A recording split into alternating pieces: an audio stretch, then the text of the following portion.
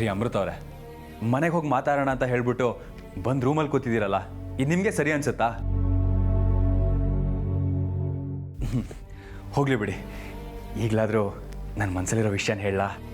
ಯಾವ ವಿಷಯ? ಇದೇನ್ರಿ ಹೀಗೆ ಕೇಳ್ತಾ ಇದ್ದೀರಾ? ಇದು ನಿಮಗೆ ಸ್ವಲ್ಪ ಓವರ್ ಆಯಿತು ಅಂತ ಅನ್ನಿಸ್ತಾ ಇಲ್ವಾ?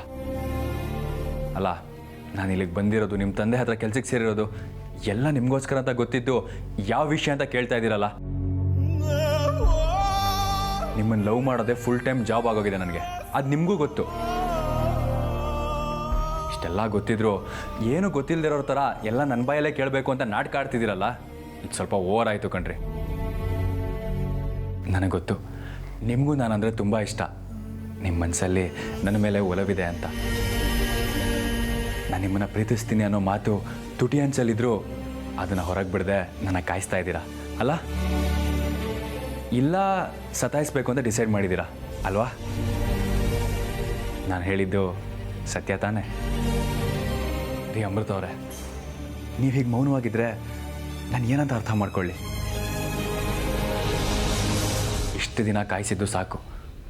ಈಗಲಾದರೂ ನನ್ನ ಪ್ರೀತಿ ಮಾಡ್ತೀನಿ ಅಂತ ಒಪ್ಕೊಳ್ಳಿ. ಈ ಬಡ ಪ್ರೇಮಿ ಮೇಲೆ ಕೃಪೆ ತೋರಿಸಿ ನನ್ನ ಭಾಳ ಸಂಗಾತಿಯಾಗಿ ಬರ್ತೀನಿ ಅಂತ ಭರವಸೆ ಮಾತುಗಳನ್ನಾಡಿ. ಅದನ್ನು ಕೇಳಿ ಈ ಮನಸ್ಸು ಖುಷಿ ಪಡುತ್ತೆ.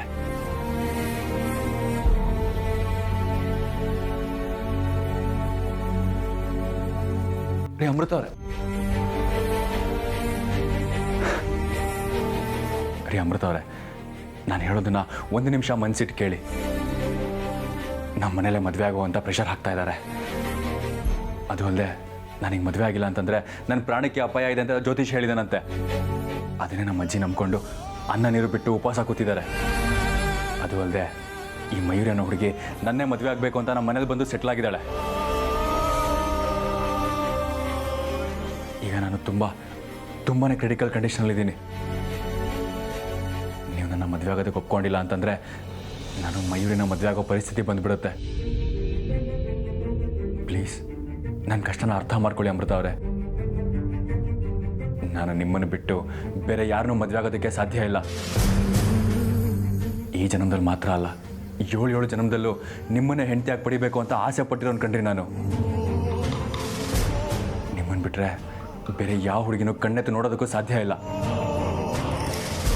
ಯಾಕೆ ಅಂದರೆ ನನ್ನ ಮೈ ಮನಸ್ಸು ಕನಸಲ್ಲೆಲ್ಲ ನೀವೇ ತುಂಬಿಕೊಂಡಿದ್ದೀರಾ. ನನ್ನ ಪ್ರತಿ ಉಸಿರು ಸಹ ಅಮೃತ ಅಮೃತ ಅಂತ ಹೇಳುತ್ತೆ. ನನ್ನ ಹೃದಯದ ಬಡಿತದಲ್ಲೂ ಅಮೃತನೋ ಹೆಸರೇ ಕೇಳುತ್ತೆ. ಯಾಕ್ರಿ ಹಾಗೆ ನೋಡ್ತಾ ಇದ್ದೀರಾ? ನಾನು ಸುಳ್ಳು ಹೇಳ್ತಾ ಇದ್ದೀನಿ ಅಂತನಾ? ನಾನು ಸುಳ್ಳು ಹೇಳ್ತಾ ಇದ್ದೀನಿ ಅಂತ ನಿಮ್ಗೆ ಅನ್ಸಿದ್ರೆ ನನ್ನ ಎದೆ ಬಡಿತಕ್ಕೆ ಕಿವಿ ಕೊಟ್ಟು ಕೇಳಿ ನೋಡಿ, ಅವಾಗ ನಿಮಗೆ ಗೊತ್ತಾಗುತ್ತೆ. ರೀ ಅಮೃತ ಅವರೇ, ನಿಂತ್ಕೊಳ್ಳಿ. ಯಾಕ್ರಿ ನೀವು ನನ್ನ ರೂಮ್ ಒಳಗಡೆ ಬಂದಿದ್ದೀರಾ?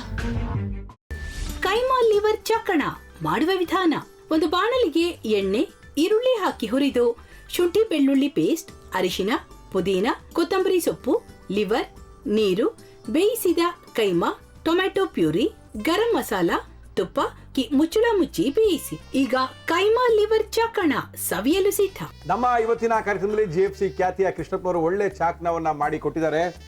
ಹೆಂಗಿದೆ ಅಂತ ಎಲ್ಲ ಹೇಳಕ್ಕಾಗಲ್ಲ, ನೀವು ಮಾಡ್ಕೊಂಡ್ರೆ.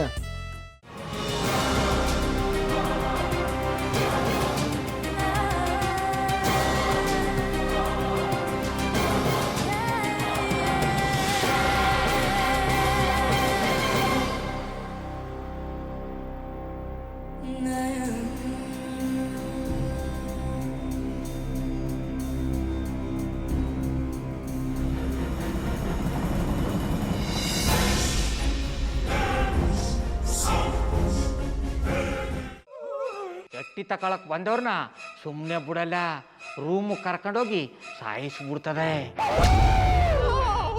ರೂಮಿಗೆ ಕರ್ಕೊಂಡೋಗಿ ಯಾಕೆ ಸಾಯಿಸ್ತಾಳೆ? ಯಾಕಂದ್ರೆ ಅದು ಅವಳು ಪ್ರಿಯಕರನ್ ಸಾಯಿಸಿದ ಜಾಗ, ಅದಕ್ಕೆ ಅಲ್ಲಿಗೆ ಕರ್ಕೊಂಡೋಗಿ ಸಾಯಿಸ್ಬಿಡ್ತದೆ. ಈ ಮನೇಲಿ ದೆವ್ವ ಇದೆ ಅಂತ ಭಾಸ್ಕರ್ ಅವ್ರು ನನ್ಗೆ ಹೇಳೇ ಇಲ್ಲ. ಅವ್ರ ಹಟ್ಟಿಲಿ ವಾಸ ಆಗಿದ್ರ ತಾನೆ ಹೇಳಕ. ಹಟ್ಟಿಲಿ ವಾಸ ಆಗಿರೋರ್ನ ಯಾನು ಮಾಡಲ್ಲ, ಆದ್ರೆ ಹಟ್ಟಿ ತಕೊಳಕ್ ಬಂದವ್ರನ್ನ ಅದು ಸುಮ್ಮನೆ ಬಿಡಲ್ಲ ಬಿಡಲ್ಲ ಬಿಡಲ್ಲ. ಇದನ್ನೆಲ್ಲ ಹೇಳ್ತಿದ್ಯಲ್ಲ, ನೀ ಯಾರು? ನಾನು ಹಟ್ಟಿ ವಾಚ್ಮ್ಯಾನ್. ನಾನು ಅರ್ಜೆಂಟಾಗಿ ರಾಮನಗರ ಹೋಗ್ಬೇಕು. ನೀನು ವೆಹಿಕಲ್ ಕಳಿಸ್ತೀಯಾ? ಅಷ್ಟೇ ತಾನೇ, ಎಷ್ಟು ಗಂಟೆಗೆ ಅಂತ ಹೇಳಿ ಕಳಿಸ್ತೀನಿ. ಮೊನ್ನೆ ಯಾರೊಬ್ರನ್ನ ಕಳಿಸಿದ್ಯಲ್ಲ, ಅವನೇ ಕಳಿಸು, ಚೆನ್ನಾಗಿ ಓಡಿಸ್ತಾನೆ ಅವನು. ಮೊನ್ನೆನಾ? ಹಾ, ಶಿವು ಇರಬೇಕು. ಹಾಂ, ಅವನೇ. ಅಯ್ಯೋ, ಅವ್ನು ನಿನ್ನೆಯಿಂದ ಕೆಲಸಕ್ಕೆ ಬಂದಿಲ್ಲ. ಫೋನ್ ಮಾಡಿದ್ರೆ ರಿಸೀವ್ ಮಾಡ್ತಿಲ್ಲ.